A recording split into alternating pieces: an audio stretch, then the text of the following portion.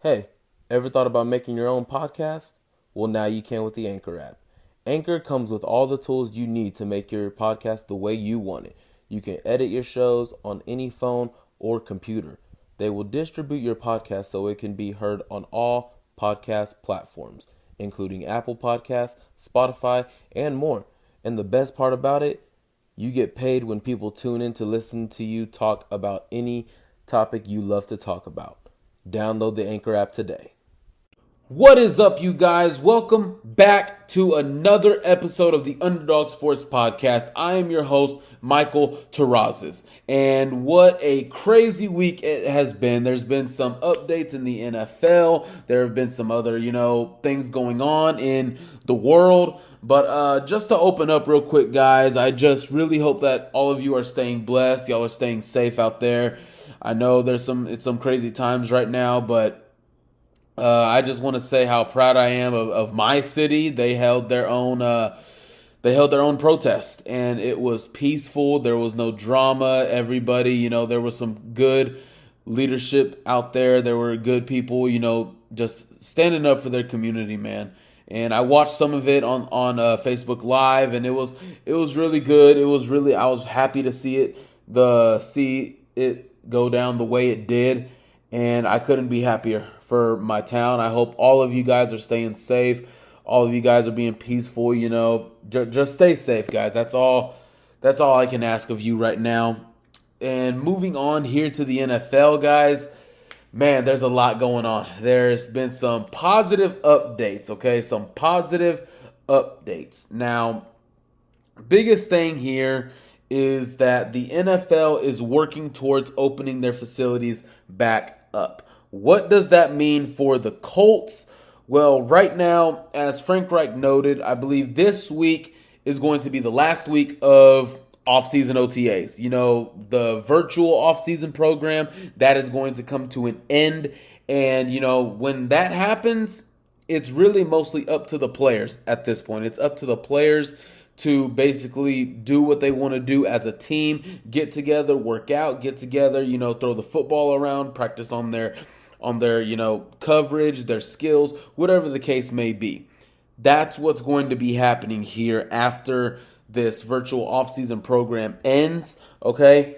Afterwards, over the next 2 weeks, position coaches will be having, their one-on-one Zoom calls with these rookies and some updates when it comes to the training camp part of things. It has been announced that it will be closed to the public. I know there's a lot of Colts fans that like to go out and, see the team practice and all that. That won't, unfortunately, happen this year. I still don't know. I still have no word if, media will be allowed to be there. I have no idea yet. I'm still looking into that.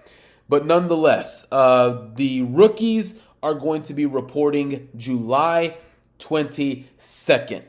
July 22nd is when they are going to be reporting. July 28th is when the veterans will then head into training camp. So those are some positive developments there. We're already starting to hear about training camp. There will be no joint practices. Okay, so just like this past training camp, Colts had joint practices with the Cleveland Browns. That won't be happening this year. I believe this year they were supposed to have them with the Baltimore Ravens. I want to say, I'm not too for sure, but I heard there was some talk about getting a joint practice in with the Baltimore Ravens before this COVID-19 came up. So now, all that, no teams will be having any kind of joint practices. As for, training camp locations, training camp will be going on at the team's facilities. They, like the Colts, always going to Westfield. They will no longer be doing that, going to Grand Park, that beautiful campus. They won't be doing that this year. No NFL team will be doing that this year. They will have training camp at their own facilities. Now, some rules that the NFL came out. There was a memo sent out to the league on Monday, and they gave them some rules for every team to go by. And that is this. When training camp starts, every locker room is to have their lockers 6 feet apart from each other. Now, how this is going to work, with 90 players on each roster, how is that going to work? Man, they might have to put lockers in the cafeteria. I have no idea. But that is a rule. I'm pretty sure the NFL is going to have their, executives going to every facility, going to every program, checking on these rules and everything. That is probably the main one, is social distancing during this training camp period. A next one, meetings must be conducted virtually when possible. So my understanding is that the teams will show up, they'll get taped up, get treated, then go out onto the field for their practice in training camp. Then, after that, they go home. They have their meetings, film study, studying the playbook, classroom work. They will have all that on Zoom. Okay, so there's still going to be a virtual process going on here, it looks like. So that's what it's looking like right now. A next one. Helmets, shoulder pads, etc. disinfected after each game or practice. So whoever the equipment staff is, I feel really sorry for, because that is a lot of equipment to go through and disinfect. Some extra hours are going to be spent over there at the Indiana Farm Bureau complex.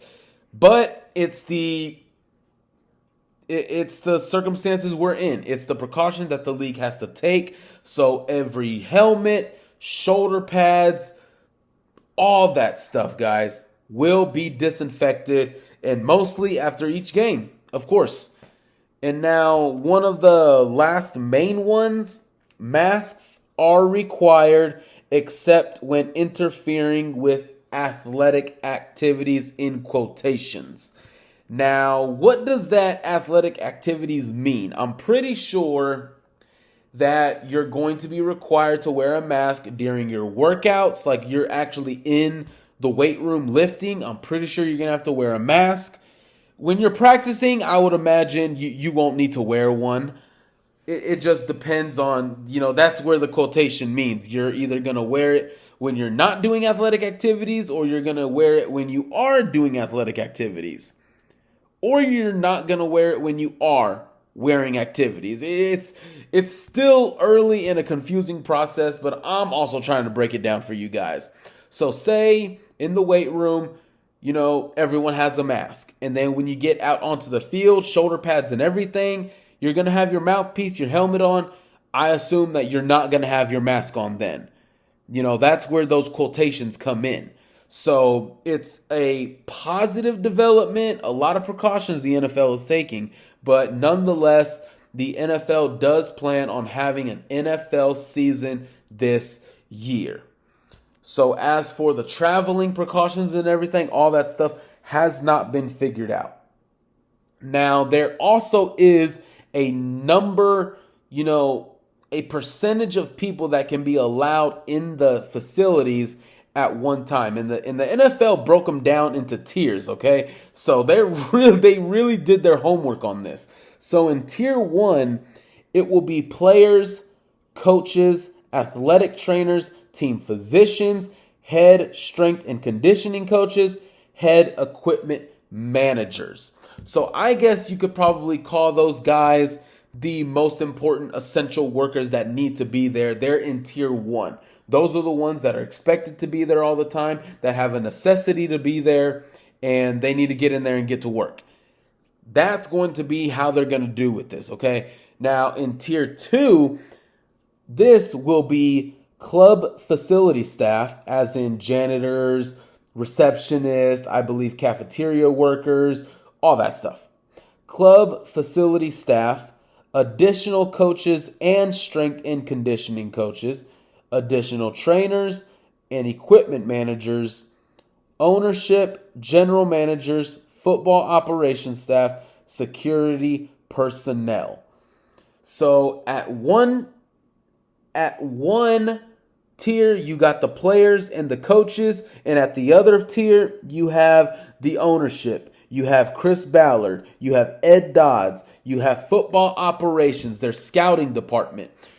That is the tier that's going to be number 2. So that group together, and remember, they also have some coaches and also some head strength and conditioning coaches that were also from tier 1. So they're going to break those guys up into 2 tiers, okay? 2 tiers. That's what it's going to be for tier 2. So I hope you guys are following along. I know that some of this stuff might be, confusing to you guys, but I'm trying to break it down as best for you as possible. Now, tier 3, the last tier, operational personnel, in-house media, and broadcast personnel, field manager, additional stadium, and security personnel. So this is going to mean, your media team, their production team, their, I guess you could say your janitors, your in-club facility staff, security, all those things, okay? How this is going to work specifically, I have no idea because I'm not Chris Ballard. I'm not the manager of the place. I'm not, aware of how these are going to go on. But the NFL did its due diligence and broke this stuff down into their tiers. So that's going to be like a certain group at one time allowed in the facility. Then after that group leaves, that other group is going to be able to come in. Tier 2 will come in after Tier 1. Then once Tier 2 is done, Tier 3 will then come in, vice versa. So it is going to be a lot, but those are the, expectations and precautions the league has to take. So, getting into some football news, finally, Philip Rivers is becoming a leader immediately. Frank Reich has said that Philip Rivers, his wife, and his, 9, 10 children have officially moved to Indianapolis. Okay? They're in Indianapolis, and Philip Rivers is wasting no time trying to get together with his offensive, teammates.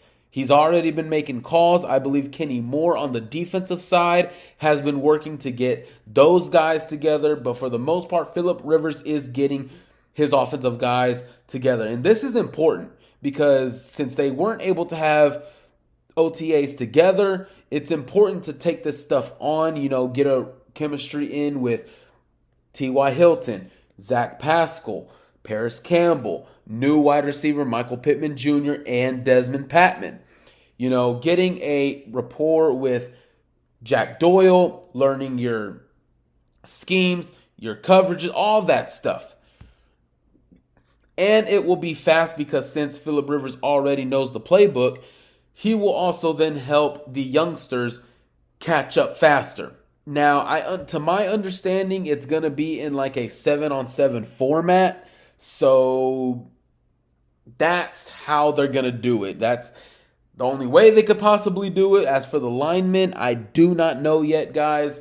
But for the most part, Philip Rivers is trying to get that done. Now, they're going to work together on timing, precision passing, catching, route drills, challenging each other all the time, getting better, and just feeding off of each other, being around each other, because I'm pretty sure they missed that part of the job. As for Kenny Moore and the defense, there's not been a whole lot of information coming out on that. Sorry, getting a drink of water here. There hasn't been enough, or not enough, but info on that. I'm pretty sure him, Darius Leonard, they're getting together and they're trying to come together as a defense. Now, where these workouts are going to be facilitated, I know they won't be at the Colts facility. That I know. They're trying to get like a complex together. From last time I heard through one of my sources, they're trying to get a nearby complex. Okay, a nearby field. I believe that belongs to either a gym or a school. They're trying to get that together. Okay. So that's what's going on so far with Phillip Rivers. He's gotten to Indy and he's certainly asserting himself as a leader. Now, as for the guys behind him, this stuff is going to be big too because Jacoby Brissett coming in, he had a bad year, or I wouldn't say bad, but he had a 50-50 off and on year last year in 2019. He's going to have to get his groove back. He's going to have to build that relationship with Michael Pittman Jr., continue to work with T.Y. Hilton, Desmond Patman, Paris Campbell, because I know they didn't truly get a whole lot of work done with Jacoby Brissett missing time, Paris Campbell missing time. It's going to be big. And someone who really hasn't been talked about this offseason is Jacob Eason. I know he was a big name around the draft, but ever since the draft came and went, I haven't heard his name much.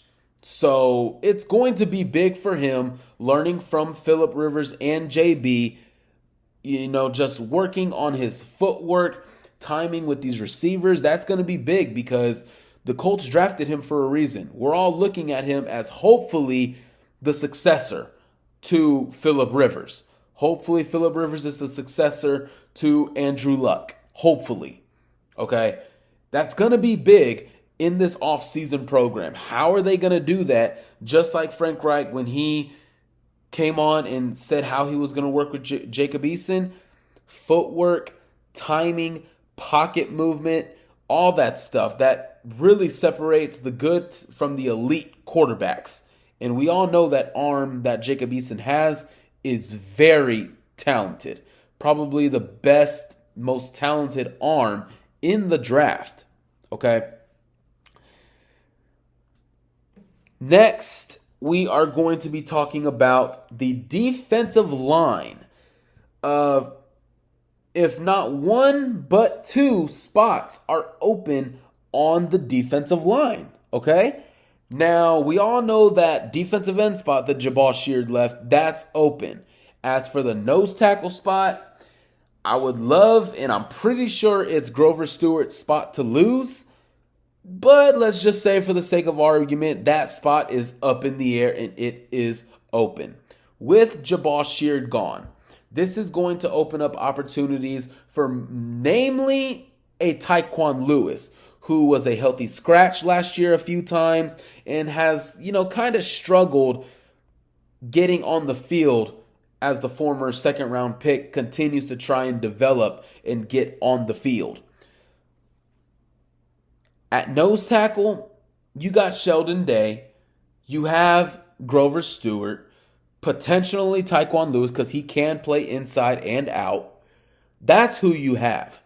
I probably don't want to put Danico Autry there because I just see him more as a 3-tech more than I do a nose tackle. Okay. Grover Stewart, let me say this about the nose tackle position. That's going to be really intriguing because Grover Stewart was really solid in the run game. He was really solid in the run game last year. He was hard to move. He was clogging up the middle. And with him adding DeForest Buckner, that should be one tough A-B gap to run through. That should be tough. Sheldon Day and Grover Stewart is going to be a very, very intriguing battle in the middle. Because Sheldon Day, you have a guy who just gives relentless effort. He most likely is faster than Grover Stewart, but the nose tackle position, it's not known for speed. It's known for basically clogging up the middle of the field, stopping the run. That's what it's known for. That's why those guys at nose tackle are a little bit beefier than the guys at 3-tech. Okay? I fully expect Grover Stewart to come out of this battle as the starting nose tackle. Now, we still don't know what other developments the coaching staff might want to go to in training camp, trying to test Tyquan Lewis at that position. I mostly want to see Tyquan Lewis probably move to the outside more than the inside. I mean, don't get me wrong. He's done some good things on the inside. But I feel like if he wants to reach his full potential, especially going into year 3, it's going to be big to get on the outside and get some playing time. hopefully behind Justin Houston. Now, when you look at the other defensive end spot, okay, Justin Houston has that one on the right side down. Now you got to look at the left side. Kamoko Turay, Ben Banogu, Al-Qadim Muhammad. Those are three guys right there. And don't even forget about Danico Autry. Matt Eberflus has mentioned Danico Autry could potentially be sliding out there to defensive end. So never forget about him. If I had to put these guys in like their own category, their own tier, from starting to fourth string, I would do it like this. I'd probably go Ben Banogu, Kamoko Turay, Danico Autry, and Al-Qadim Muhammad. Now, the trickiest one out of these guys is Danico Autry because he's been known to play both interior positions and he has slid outside on the end as well. Where do I see his best fit? I'm going to go ahead and say I think his best fit is backing up DeForest Buckner. I think that's his best fit. I wouldn't be surprised, nor would I not be mad if we saw him on the outside. He's still a good enough player to generate some pressure, but I think at the 3 technique, that's just where his bread and butter is. I know last year wasn't the best. I know 2018 was really good with 9 sacks. But last year he did draw some attention on the offensive line. He was a little bit rocky in the run game, but I think with that, all those put together, I think his best fit is backing up DeForest Buckner. So take Danico Autry out of the equation. Now let's talk about the backup to Justin Houston real quick. You have potentially Tyquan Lewis and Al-Qadim Muhammad. Hell, maybe if you want to throw in a Kendall Coleman, the undrafted rookie out of Syracuse, you can go ahead and throw him in there. But at edge rusher, man, if you're not drafted, you're probably not going to make it much. You're probably not going to make it far. If you weren't drafted, I'll say that much. But learning from Robert Mathis, you never know. It looks to be a pretty good battle for that backup spot behind Justin Houston. Because when I look at that opposite defensive end spot, I really see that competition being between only Kamoko Turay and Ben Banogu. Al-Qadim Muhammad, I don't want to, diminish how solid of a player he is, but I think his best bet comes as a backup on the right side to Justin Houston. Now, when you look at Tyquan Lewis, now you're starting to see, oh man, it's starting to get a little crowded here. Danico Autry, DeForest Buckner at the 3 tech, Grover Stewart, Sheldon Day at the 1, Justin Houston starting, maybe Al-Qadim Muhammad. And now you look at the other 2, Kamoko Turay, Ben Banogu. Where does Tyquan Lewis fit in? It's going to be a battle. That backup position, I believe it's going to come down to Al-Qadim Muhammad, Tyquan Lewis. And if I'm going to be honest with you guys, early on, right now, I think I'm taking Al-Qadim Muhammad. Because I like Tyquan Lewis, don't get me wrong, but history shows us that staying on the field is a little bit hard for him. And I like what Al-Qadim Muhammad has shown. No, he doesn't generate all that many sacks, but he does generate some good pressure. He does play solid in the run game. And I think that's big. Not only do you need to pass rush, but you also need to be solid in the run game. I like Al-Qadim Muhammad because he's strong. I think he's stronger than Tyquan Lewis. But it's going to be really intriguing how Tyquan Lewis can beat Al-Qadim Muhammad. I'll say it like this. I think he's honestly probably faster than Muhammad. It's just going to be about that health. That's a very intriguing one. It's possible the Colts cut one of them and just re-sign them back to the practice squad. But, I wouldn't be surprised if the Colts held on to all these guys, because we know how Matt Eberflus likes to rotate guys in. He wants to keep some good fresh legs and some depth in, and I wouldn't be surprised. The speed of Tyquan Lewis is an X factor. He has shown good things, especially at Ohio State. He showed good things with the swim move. I pictured him more, I guess you could say, as a power rusher more than a speed rusher. How he can beat Al-Qadim Muhammad. He is a little solid in the run game. In the pass rushing department, it's just been about injuries and him not being fully healthy to show off that speed. So getting permanently healthy, getting 100% healthy, and just doing your job. Honestly, if those things happen, guys, I do think Tyquan Lewis can take that backup role behind Justin Houston. And Al-Qadim Muhammad could be sitting at number 3. All right. Now getting to the opposite side. I really only see this position being occupied by either Ben or Kamoko. Because I look at these two guys and I see two starting caliber defensive ends. Both drafted in the second round. Kamoko Turay is a very fast speed rusher. In the run game, he'll probably leave, little more to be desired. With Ben Banogu, I think he is solid in the run game. I think he's pretty strong in the run game. I think he will fit there nicely after Jabal Sheard has left.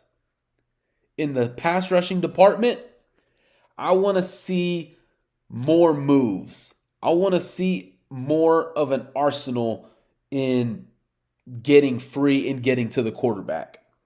Both of these players, without a doubt, I guess you could say, have their weaknesses, but it's just about who can strengthen those weaknesses. Kamoko Turay, I think he has the edge because he is the speed rusher. He's a fan favorite. All of Colts Nation is pulling for him to take that starting job.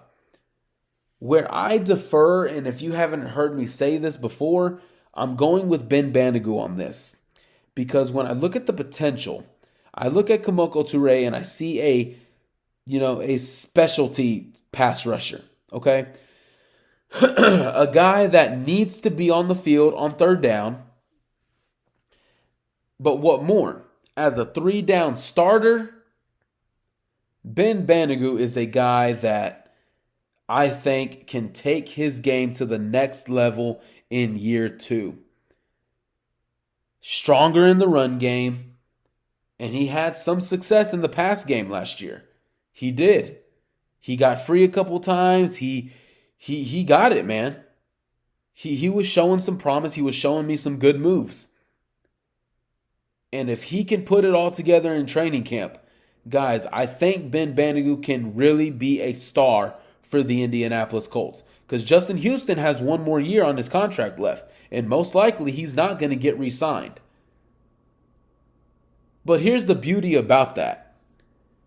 Imagine Ben Banogu starting at that side, and then the following year, Kamoko Turay being strong enough to start at that right side, left by Justin Houston. The development of these two guys is going to be big, because these two guys, Kamoko Turay and Ben Banogu, could possibly be the next duo for the Indianapolis Colts. And if I'm being honest, they kind of have to be. Because the Colts invested some draft capital in these defensive ends. Tyquan Lewis, Kamoko Turay, Ben Banogu. They need at least one of these guys to show out. If not two. And both Banogu and Turay have the potential to do that. I'm really high on both of these guys. And I'm really high on the possibility of these guys being the future duo of the defense. I'm really high on that, guys. I'm being honest with you. Do I see us possibly drafting a pass rusher next year? I mean, it's just too early right now to say because I need to see how this team plays. But early on, I mean, I like some of the edge rushers in the draft. I mean, most likely we're not going to be getting Greg Rousseau, but maybe, an Xavier Thomas from Clemson. Maybe a Quincy Roche from Miami. I mean, you never know these things. You never know. So it's going to be very interesting to see how these battles go out, guys. The defensive end or the defensive line in general has gotten a makeover the last couple of years. And there's a lot of, I guess you could say, question marks on the team. In other words, what I'm trying to say is there's more questions than there is answers. Because Justin Houston, DeForest Buckner, you have those guys.